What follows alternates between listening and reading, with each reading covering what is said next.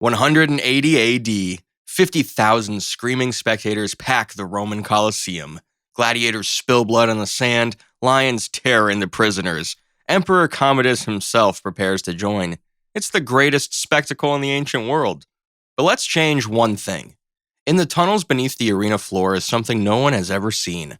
A modern Navy SEAL fire team, dropped into a battle they were never trained for. So what happens when the most advanced special operations team on Earth is unleashed during one of history's most brutal blood sports? Can they survive wave after wave of gladiators, wild beasts, and the Emperor's Guard?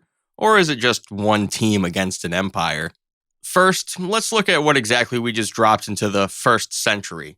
A modern SEAL fire team is composed of 4 operators trained to perfection in every form of violence known to science.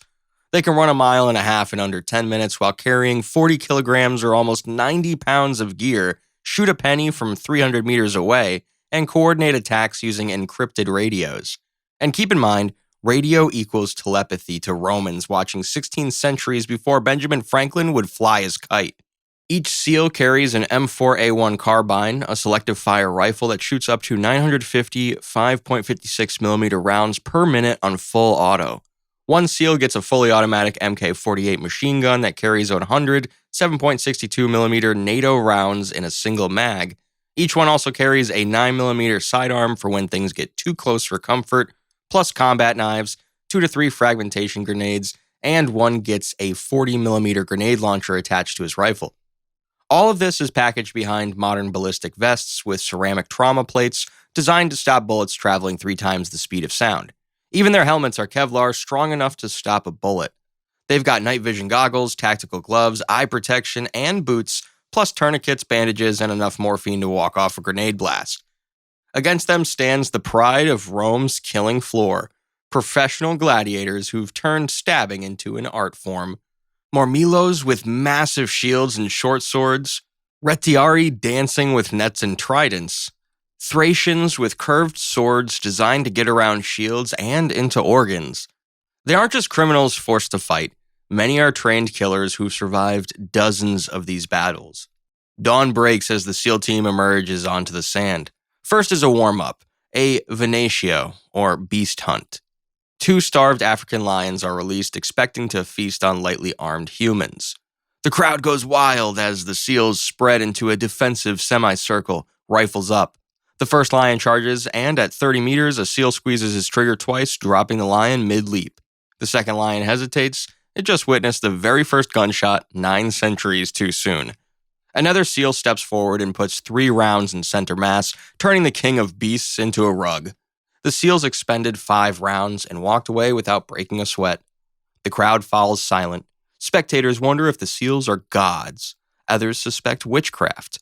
Commodus watches, annoyed. Strangers have just trivialized his favorite blood sport. For midday entertainment, 10 condemned criminals are pushed into the arena.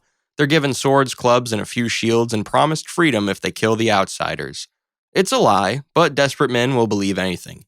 The convicts fan out to surround the SEALs, who fall into a tight back-to-back circle, each covering a 90-degree arc.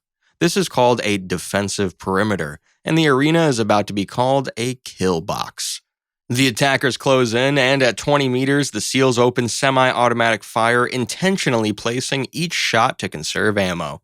The lead convict raises his sword to charge, but a bullet punches through his chest before he even takes a step. 2 more rush forward and face the same fate. Within 10 seconds, half the attackers are eliminated and the survivors freeze. One SEAL gestures with his rifle. He shouts in English, but the tone is universal. Drop your weapons. 3 convicts immediately throw down their swords and retreat. The rest, driven by desperation, make a final charge. The SEAL team expects this. They've already switched to full auto and end the assault before it closes half the distance. Roughly 30 rounds total have been expended. The SEAL team is uninjured. Professional gladiators enter the arena next, real killers who've dedicated their lives to close combat. The first wave is a heavily armored Murmillo and a nimble Rotarius working as a team.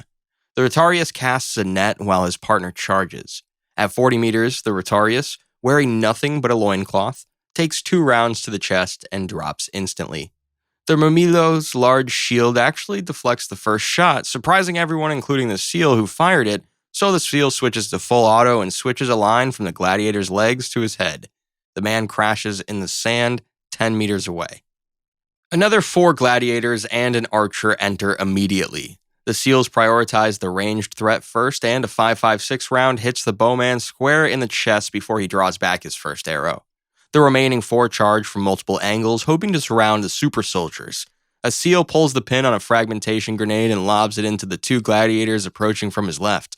Sand fountains into the air as 2 gladiators cease to exist. Spectators in the front rows are pelted with debris. The surviving 2 gladiators stumble, ears ringing, and a seal drops one with a quick burst. Amidst the chaos, another manages to get close enough to slash at a seal's arm, but the blade skitters off reinforced fabric, leaving barely a scratch before he's dropped as well.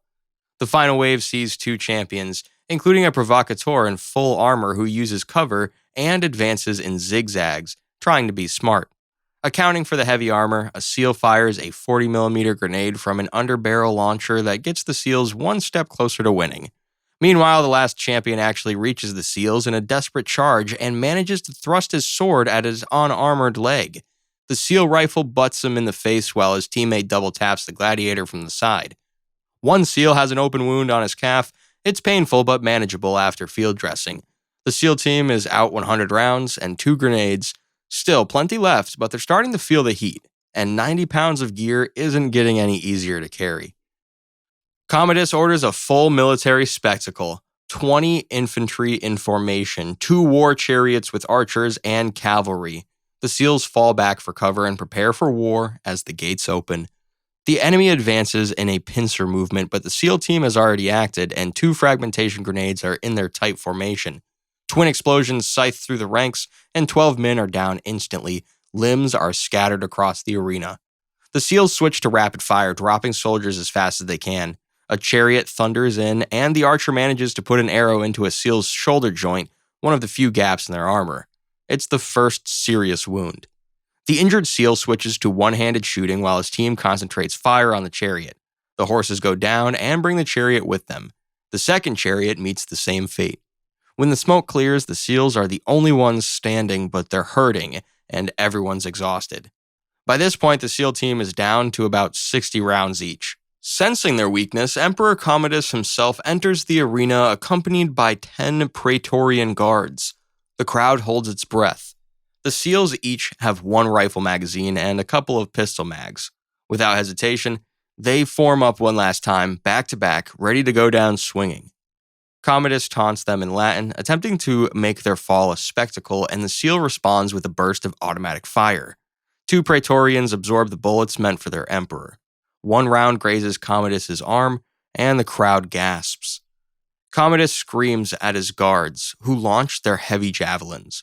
1 catches a SEAL in the thigh, knocking him to the sand. The SEALs empty the last of their magazines point blank into the charging guards before switching to pistol fire. Commodus himself moves in for the kill on the downed operator, but another SEAL puts a 9mm round into the Emperor's chest. His Imperial armor gets a clear hole punched through it, and Commodus staggers. The wounded SEAL yanks out his combat knife and drives it into Commodus's throat in a gap between his armor. The Emperor of Rome dies gurgling on American steel. The remaining guards freeze, and the SEALs eliminate them in the confusion. When the dust settles, the Navy SEALs would stand victorious in the Colosseum, having handled the best Rome had to offer. Or what do you think would happen? And if you're curious about what would happen if a modern submarine fought the Spanish Armada, check out this video. Thanks for watching.